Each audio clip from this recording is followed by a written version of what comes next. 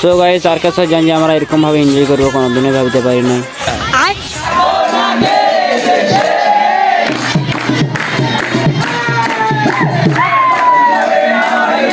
কিভাবে আমরা অতটা রাস্তা এনজয় করে গেলাম পুরো মিনি ব্লগটা দেখলেই বুঝতে পারবে। ফ্ল্যাশব্যাক। সো গাইস তোমাদেরকে অনেক দিন ধরে ওয়েট করালে, অনেক দিন ধরে তোমাদেরকে বলতেছিলি যে আমি তার কাছে যাবো জল ঢালতে, আর ওই জল ঢালার পুরো ফুল ব্লগ দেবো। আর আজকের এই যে ফুল ব্লগ তোমাদের জন্য নিয়ে আসেছি গাইস, নো টেনশন গাইস। প্রথম আজ যাবো দমে, আনন্দ লাগছে, দমে ফুর্তি লাগছে, মানে বলবে বুঝাতে পারবো না গাইস, সেই লেভেলের লাগছে। আর আমি কি কি কিনবো আর কাদের সঙ্গে যাচ্ছি পুরো ব্লগে একদম দিয়ে আছে, পুরো আগের থেকে গড়া দেখলে বুঝতে পারবে। আর কালকে জল ঢালতে যাবো বলে আজকে ঝাড়গ্রাম বেড়া গেছি কিছু জিনিসপত্র কিনতে যাওয়ার জন্য। আর কিছুক্ষণ জলা ভিজার পর ফাইনালি পৌঁছে গেলে ঝাড়গ্রাম। আর আমি কাদের সঙ্গে কি কি বাজার করছি তোমরা একটু দেখে লো।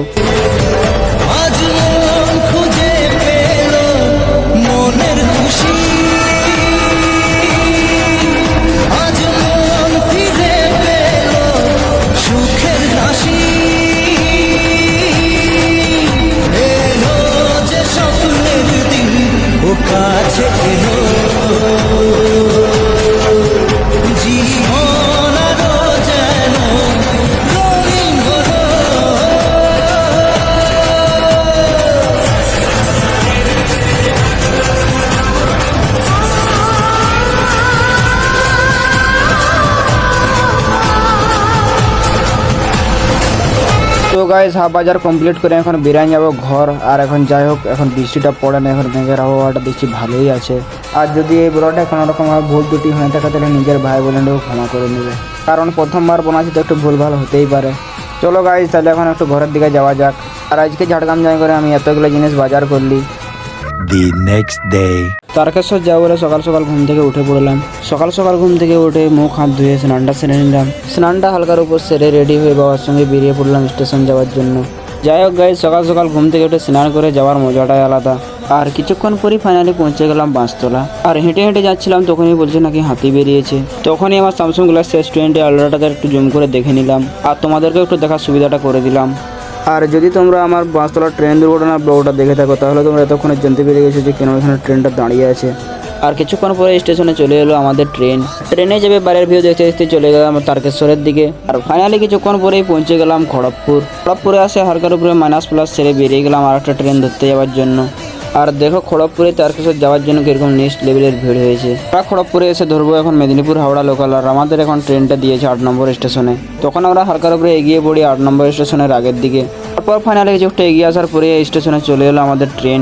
আর গাড়ি দেখতেই পাচ্ছ যে স্টেশনে কীরকম পরিমাণে নেওয়া ভিড়টা হয়েছে, কীরকমভাবে চাপবো ওটাই ভাবছি, আর সিট পাবো কিনা ওটাই ভাবছি। আর হাওড়া অবধি দাঁড়িয়ে যাওয়া আমার পক্ষে একদমই সম্ভব নয়।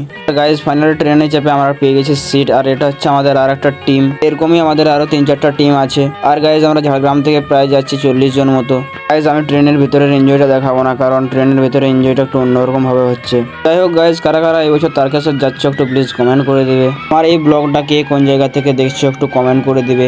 তারপর বাইরের ভিউ আর ট্রেনের ভিতরের এনজয় নিতে নিতে চলে গেলাম সে আমাদের ডেস্টিনেশনের দিকে। All guys feel this song.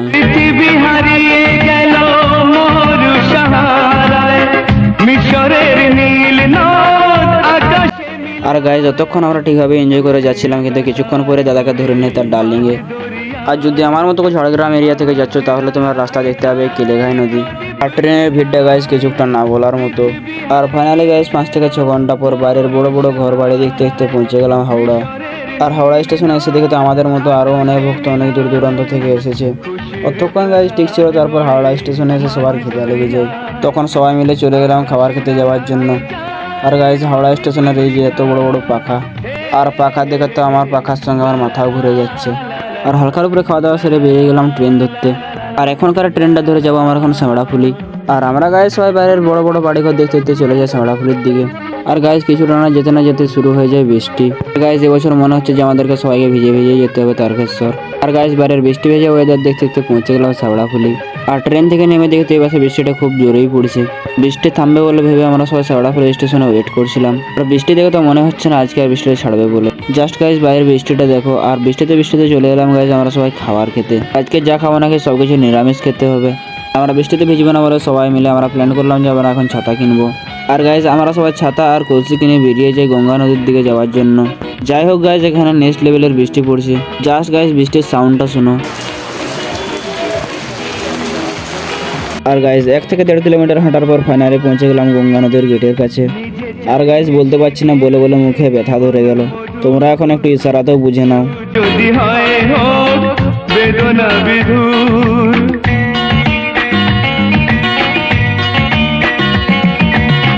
নিজে চাই হেসে খেলে জীবন মধুর, কেউ যদি হয় হোক। আর জাস্ট গাইজ গঙ্গা নদীতে ভিড়টা দেখো কিরকম পরিমাণে হয়েছে। আর আস্তে আস্তে গাইজ বৃষ্টির সঙ্গে ভক্তেরও পরিমাণ বাড়ছে। আর একজন একজন করে চলে গেলাম গঙ্গা নদীতে ডুব মারতে যাওয়ার জন্য। আর ডুব মারার সঙ্গে সঙ্গে যে কলসিগুলো কিনেছিলাম ওই কলসিতে জল ভরাতে হবে। যাই হোক গাইজ, এখানে কলসি ও ভাড়ের খুবই কম দাম, মাত্র 10 টাকা থেকে শুরু। আমিও হালকার উপরে গঙ্গা নদীতে ডুবটা মেরে দিলাম। আর গঙ্গা নদীতে ডুবটা মারার সঙ্গে সঙ্গে গঙ্গা নদীর শিবকেও পূজাটা দিয়ে দিলাম। যাই হোক, 4টা কলসির মধ্যে 1টা কলসি এখানে খালি হলো। আমাদের সবাইকে এখনও 3টা কলসি নিয়ে করে হাঁটতে হবে।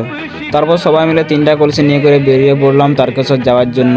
জাস্ট গাইজ, এই পাশে বৃষ্টিটা কিরকম পরিমাণে হয়েছে একটু দেখো। রাস্তা না নদী কিছু বুঝতে পারাই যাচ্ছে না। আর আজকে আমার সামনে নদী বা সমুদ্র যাই চলে আসুক না কেন, আজকে আমি তারকেশ্বর যাচ্ছিই। আর আমরা সব ভক্তরা একসঙ্গে হেঁটে হেঁটে চলে গেলাম তারকেশ্বর যাওয়ার জন্য। যাই হোক, রাস্তায় হাঁটতে হাঁটতে কোনো সময় একলা পড়বে না। আর দেখতে দেখতে গাইজ আমরা 12 কিলোমিটার হেঁটে ফেললাম, কিছু বুঝতেই পারলাম না। যাই হোক, রাস্তায় যেতে যেতে দেখে তো একটা বছর দণ্ডি কেটে কেটে যাচ্ছে। এই হাঁটতে হাঁটতে পাগুলো জ্বালা করছিল, তখনই দেখে তো গাড়িয়ে গঙ্গা মাটি ফেলে ফেলে যাচ্ছে রাস্তায়। রাস্তায় আস্তে আস্তে দেখতে হবে যে আমাদের সরকারের দেওয়া অনেক কিছু জিনিসই আছে, যেমন বিশ্রামগার ও শৌচাগার। তোমার আউটগোয়িং এর অসুবিধা কিছুই হতে দেবে না আমাদের সরকার। আস্তে আস্তে দেখে তো অনেক লোকই খাওয়ার দান করছে। যারা দান করছে তাদের জন্য আমার পক্ষ থেকে 1 কোটি ধন্যবাদ। জাস্ট গাইজ, ভাইয়ের স্পিডটা দেখো কিরকম স্পিডে যাচ্ছে। আর গাইজ, যারা জল নিয়ে যাওয়াই ব্যস্ত আর আমরা তো খাওয়াই ব্যস্ত। কথায় আছে না, যে যাহার ধান্দায় ঘুরে, তার মধ্যে পড়ি আমি। আর হাঁটতে হাঁটতে গাইজ এখন 25 কিলোমিটার হয়ে গেছে। এখন গাইজ পাগুলো হালকা হালকা জ্বালা করছে। আর আগের দিকে এসে দেখে তো দাদা ভাইগুলো জল দান করছে। না, শুধু জল বললে হবে না, জলের সঙ্গে সঙ্গে বিস্কুটও দান করছে। যাই হোক, দাদা ভাইদের আমার তরফ থেকে অনেক অনেক ধন্যবাদ। আর আমি ভিডিও করছি বলে দাদা ভাইয়ের মুখে হাসি। আর হাঁটতে হাঁটতে গাইজ যেমন তুমি টায়ার্ডও হবে, সেরকম তুমি খাবার খেয়ে খেয়ে শক্তিশালীও হয়ে যাবে। আর তারপরে কিছু দূর এসে দেখি তো এখানে কাকুগুলো ফুটি দান করছে। ফুটে গিয়ে খেয়ে ফাইনালি পৌঁছে গেলাম ডাকাতকালী মন্দিরের সামনে। জাস্ট মন্দিরের ভিতরে ভিড়টা দেখো। নীল নদ আকাশে মিলায় খুশি। আর যে যার কলসি নিয়ে চলে গেলাম মায়ের কাছে জল ঢালতে। আর এখানে জল ঢালা হচ্ছে কিছুটা এরকম সিস্টেমে। আর গাইজ, দেবীর কাছে সবার নামে প্রণামটা সেরে বেরিয়ে পড়লাম এখান থেকে। ডোন্ট কেয়ার গাইজ, প্রণাম করেছি মানে আশীর্বাদ তো পাবেই।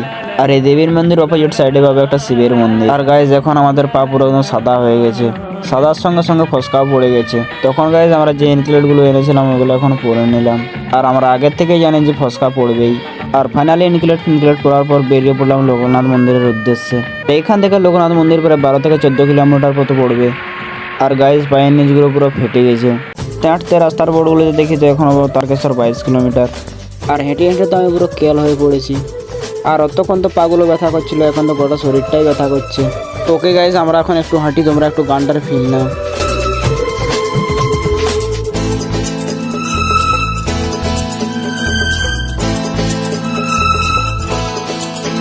যার ছবি এই মনে কে যায়, যার কথা ভেবে দিন কেটে যায়, যার ছবি এই মনে কে যায়। আর এখন তো হাঁটতে হাঁটতে গাইজ পুরো বিকাল হয়ে পড়েছে। আর আমার মনে শুধু একটা চিন্তা যে কখন পৌঁছাবো। আর কিছুটা আসতে না আসতে দেখি তো পাশে খাবার দেওয়া চলছে। তখন আমি হালকার উপরে খাবারটা খেয়ে নিলাম। জাস্ট গাইজ ওইখান থেকে খাবারটা খেয়ে বেরালাম। আর একটু দূরে দেখি আরও খাবার দিচ্ছে।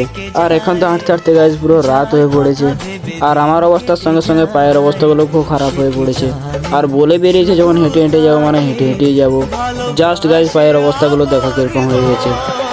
আর এখন বাজে গাইজ ওই রাত 10টা মতো, এখন আমরা হাঁটছি। আর এখন হাঁটার ইচ্ছাটা একটু একটু করে উড়ে যাচ্ছে। আর এই পাশে দেখছি দাদা লোকেশন দেখছে যে আরও কতটা হাঁটতে হবে। আর এখনও প্রায় অনেকটাই হাঁটতে হবে। আর এখনও কতটা দূরত্ব বাকি আছে আমি বলছি না, কারণ যে আমার সঙ্গে সঙ্গে দেখা কেন তোমরাও কামবে।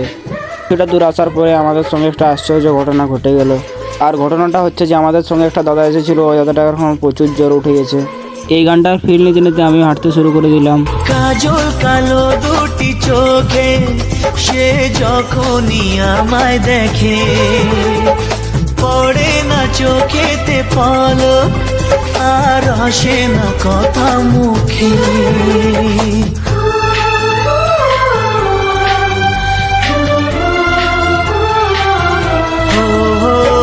কাজল কালো দুটি চোখে সে যখনই আমায় দেখে ও পড়ে না চোখেতে পথ। ফাইনালি অনেকটা রাস্তা অতিক্রম করে চলে এলাম কাশী বিশ্বনাথ। আমার এত বড় মন্দির ঘুরে যে এক্সপিরিয়েন্সটা হলো যে কাশী বিশ্বনাথ হলো একটা সব থেকে বড় ঘোরার প্লেস। এখানে সব দিন ভক্তরা এসে বাবার মাথায় জল ঢালে। কাশী বিশ্বনাথে এসে বাবাকে পূজা দেওয়ার জন্য চলে গেলাম লাইনে। আর জাস্ট ভিড়টা দেখে কিরকম পরিমাণে হচ্ছে। এখানে এসে দেখি যে অনেক লোকই নন্দী মহারাজের কাছে গিয়ে মানত করছে। মন্দিরের উপর থেকে জাস্ট ভিড়টা দেখে কিরকম পরিমাণে হয়েছে। আর নিচে শুধু দেখো ভাড়ের লাইন আপটা কিরকম পরিমাণে আছে, নানা রকম ডিজাইনের অনেক সুন্দর সুন্দর। আর এই জায়গাটাকে ফেমাস বলার কারণ হচ্ছে এইটা। এই মনকে যায়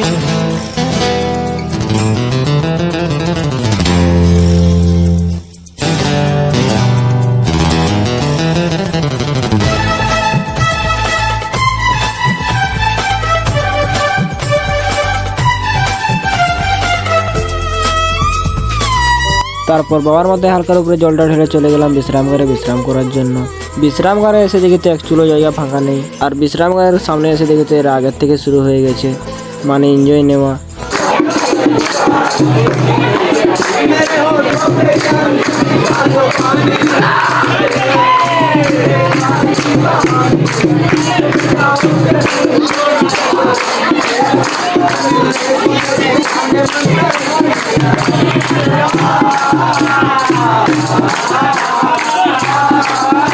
দাদারা বসার জন্য আমাদেরকে খানিকটা কিছু জায়গা দেয়। তার শরীরটা সময়ের সঙ্গে সঙ্গে আরো বেশি খারাপ হচ্ছে। আর জাস্ট আমাদের পায়ের অবস্থাগুলো দেখো। তারপর পাগুলোকে হালকা করে নবরত্ন তেল দিয়ে মালিশ করে নিলাম। আর যত রাতের পরিমাণ বাড়ছে তত লাইনের পরিমাণও বাড়ছে, মানে বাবাকে পূজা দেওয়ার জন্য। তারপর ফাইনালি 1 থেকে 2 ঘন্টা রেস্ট নেওয়ার পর বেরিয়ে বললাম তারকেশ্বর যাওয়ার জন্য। আর তারকেশ্বর হেঁটে হেঁটে যাওয়াটা আমাদের পক্ষে অসম্ভব হয়ে পড়ছে, কারণ পায়ের সঙ্গে সবার শরীরের অবস্থা খুব খারাপ হয়ে পড়ছে। কারণ তারকেশ্বর যেতে এখানে অনেকটা রাস্তা বাকি আছে।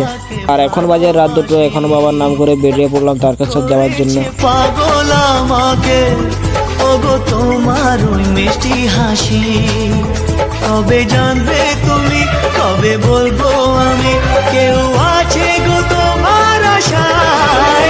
যার ছবি এই মনেকে যায়, যার কথা ভেবে দিন কেটে যায়, সে কি জানে শুধু তাকে ভালোবাসে আমার হৃদয়। যার ছবি এই মনকে যায়। আর যেসব লোকগুলো হাঁটতে পারছে না তাদের জন্য গাড়িরও ব্যবস্থা আছে। তারকেশ্বর মাত্র 50 টাকা ভাড়া। রাস্তায় আস্তে আস্তে দেখি যে দাদা ভাইগুলো তাদের বাঁকগুলো রেখে রেস্ট করছে। আমাদের এখান থেকে গাড়ি করে যাওয়ার কথা ছিল, কারণ একটা দাদা তো অসুস্থ হয়ে পড়েছে। ওই দাদাটা বলছে যে না আমি হেঁটে হেঁটেই যাবো। ওই জন্য গাড়ি না করে সবাই হেঁটে হেঁটে চলে গেলাম বাবার কাছে। আর শ্রাবণ মাসে যদি কেউ তারকেশ্বরে আসে তাহলে তোমরা দেখতে হবে এখন শ্রাবণী মেলা।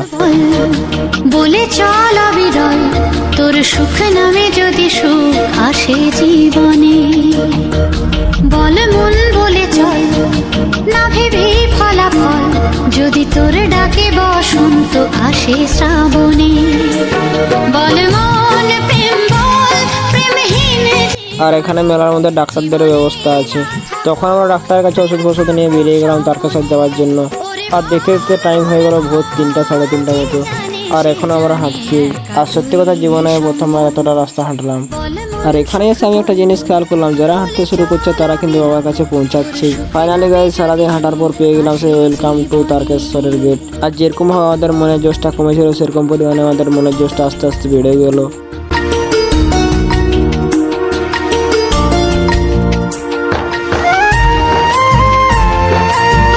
আর এখানে তারকেশ্বরের গেটকে পেছনে ফেলে চলে গেলাম আমরা এখন তারকেশ্বরের দিকে। আর এখান থেকে এখনো তারকেশ্বর 6 কিলোমিটার, মানে সারা রাত আজকে হাঁটতে হবে।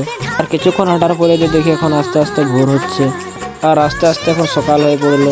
তারকেশ্বর আসতে গেলে মনে একটা জিনিসই রাখবে, শরীর দুর্বল হয়ে পড়লো, মনের জোরটা রাখতে হবে। তাহলেই তুমি যেরকম মানুষ হো না কেন বাবার কাছে পৌঁছাতে পারবে। আর উদাহরণ হলো আমার সঙ্গে যে আমার দাদা, শরীর পুরো অসুস্থ হয়ে পড়েছে কিন্তু এখন ওর মনের জোর কমেনি। ও বলছে যা হয়ে যাবে না কেন আমি হেঁটে হেঁটে তারকেশ্বর যাবো। আর এখানে গাইস জাস্ট লাইনটা দেখো। আর একটা কথা বলে রাখি, এখানে কোনো দালাল ধরে কিছু কাজ করবে না, কারণ এখন গোটা দুনিয়াটা স্ক্যামে ভর্তি হয়ে গেছে। ফাইনালি কিছুক্ষণ লাইন দেওয়ার পর পৌঁছে গেলাম মন্দিরের গেটের সামনে। আর তোমরা জানোই তো এইসব মন্দিরের ভিতরে কোনো ফোন বা ক্যামেরা অ্যালাউ থাকে না, তার জন্য ভিতরটা ভিডিও করতে পারিনি। আর ওইখানে লোকনাথ বাবাকে পুজো দিয়ে বেরিয়ে পড়লাম তারকেশ্বর যাওয়ার জন্য। আর তারকেশ্বর যেতে যেতে আবারও শুরু হয়ে গেল বৃষ্টি। ফাইনালি গাইজ অনেকক্ষণ হাঁটার পর পৌঁছে গেলাম আমার সেই ড্রিম ডেস্টিনেশনে, যেটার কথা এতক্ষণ ধরে তোমাদেরকে সবাইকে বলছিলাম, তারকেশ্বর বাবার মন্দিরের গেট, মানে মন্দিরে যাওয়ার প্রবেশ পথ। আর ফাইনালি গাইজ তারকেশ্বরের গেটটা দেখে আমার মনটা পুরো ভরে গেল। অনেক বছর তপস্যার পর আমি এখানকে আসতে পেরেছি। আর মন্দিরে গাইজ জাস্ট ভিড়টা দেখে কীরকম পরিমাণে হয়েছে, লোকে পুরো লোকময় অবস্থা। আর আমি ভিতরটাতে ভিডিও করতে পারিনি কারণ প্রচুর পরিমাণে লোক ছিল আর ভিতরে কোনো ক্যামেরা বা ফোন এলাও করা ছিল না। পুজো দিয়ে বেরিয়ে পড়লাম তারকেশ্বর রেল স্টেশনের দিকে। তারপর টিকিটটা কেটে চেপে গেলাম ট্রেনে। তারপর হাওড়াতে এসে ট্রেনটা চেঞ্জ করে ধরে নিলাম ঘাটশিলা লোকাল। ঘাটশিলা লোকালে এসে নেমে গেলাম বাসতলা স্টেশনে। যদি আমার এই ভিডিওটাকে ইউটিউব থেকে দেখছো তাহলে লাইক আর সাবস্ক্রাইব করতে ভুলবে না। যদি ফেসবুক থেকে দেখছো তাহলে লাইক, কমেন্ট, শেয়ার ও ফলো করে দেবে। আর এটা হলো আমার জীবনের প্রথম বড় ব্লগ। যাই হোক সবাই একটু মন ভরে সাপোর্ট করে দেবে। যাই হোক গাইজ ভিডিওটা কীরকম হয়েছে একটু প্লিজ সবাই কমেন্ট করে বলে দেবে। প্রথমবার গাইজ কোনো ভিডিওর জন্য এত পরিমাণে খাটলাম। যদি এরকম আরও ভিডিও দেখতে চাও তাহলে আমার চ্যানেলটাকে ফলো আর সাবস্ক্রাইব করে রাখবে। Thank you all guys this watching this video. দেখো আমার ফলো আর সাবস্ক্রাইবটা করতে ভুলবে না কিন্তু। ওকে গাইজ এখনের জন্য বাই বাই, আবারও দেখা হবে এরকম নতুন ভিডিওতে। ওরে